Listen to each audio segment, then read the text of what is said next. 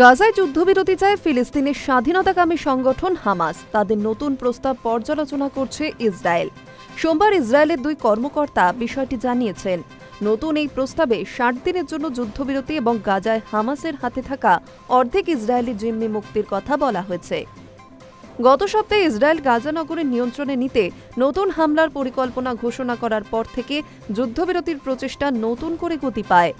যুক্তরাষ্ট্র সমর্থিত যুদ্ধবিরতির প্রস্তাব নিয়ে পরোক্ষ আলোচনা আবার শুরু করার জন্য হামাস ও ইসরায়েলকে চাপ দিতে শুরু করে যুদ্ধবিরতির মধ্যস্থতাকারী মিশর এবং কাতার।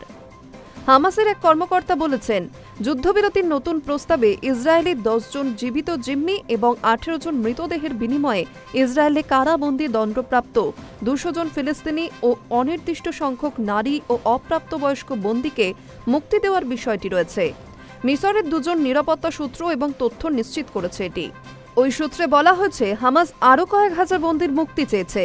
গত জুলাইয়ে দুপক্ষের মধ্যে সর্বশেষ পরোক্ষ আলোচনা কোনো সমঝোতা ছাড়াই শেষ হয়। ওই আলোচনার ব্যর্থতার জন্য উভয় পক্ষ একে অপরকে দায়ী করে। যুক্তরাষ্ট্রের মধ্যপ্রাচ্য বিষয়ক বিশেষ দূত স্টিভ উইটকফের প্রস্তাবিত রূপরেখা ইসরায়েল আগে মেনে নিলেও কিছু বিষয় নিয়ে মতবিরোধের কারণে আলোচনা অচল হয়ে পড়ে।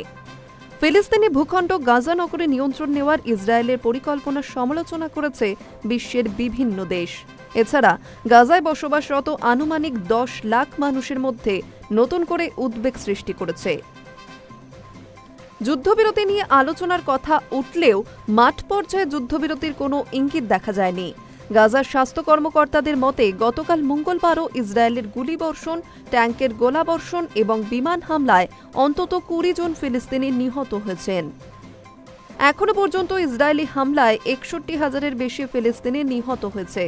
ইসরায়েল সম্ভাব্য নতুন সামরিক অভিযানের হুমকি দেওয়ার পর গত রোববার হাজার হাজার মানুষ ইসরায়েলে বিক্ষোভ শুরু করে।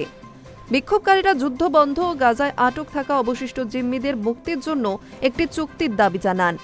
দুই ইসরায়েলি কর্মকর্তার মতে, প্রধানমন্ত্রী বেঞ্জামিন নেতানিয়াহু শিগগিরই যুদ্ধবিরতির প্রস্তাব নিয়ে আলোচনা শুরু করবেন আশা করা হচ্ছে। তবে তিনি তার কট্টর ডানপন্থী জোট সঙ্গীদের চাপের মুখে রয়েছেন, যারা হামাসের সঙ্গে কোনো যুদ্ধবিরতির বিরোধিতা করছে। মন্ত্রী বেজালেল স্মোট্রিচ ও ইতামার বেন-গভির বলেছেন, হামাস পরাজিত না হওয়া পর্যন্ত যুদ্ধ চালিয়ে যাওয়া উচিত। হামাসের এক কর্মকর্তা জানিয়েছেন, তারা যে যুদ্ধবিরতির প্রস্তাবে সম্মত হয়েছেন তা একটি অন্তর্বর্তীকালীন চুক্তি, যা যুদ্ধ শেষ করার লক্ষ্যে ভবিষ্যৎ আলোচনার পথ প্রশস্ত করবে।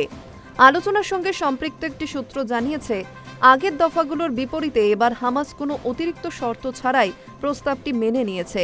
তবে যুদ্ধ শেষ করার বিষয়ে একটি চুক্তিতে পৌঁছানোর সম্ভাবনা এখনও অনেক দূরে বলে মনে হচ্ছে, কারণ শর্তগুলোর মধ্যে এখনও বড় ফারাক রয়ে গিয়েছে।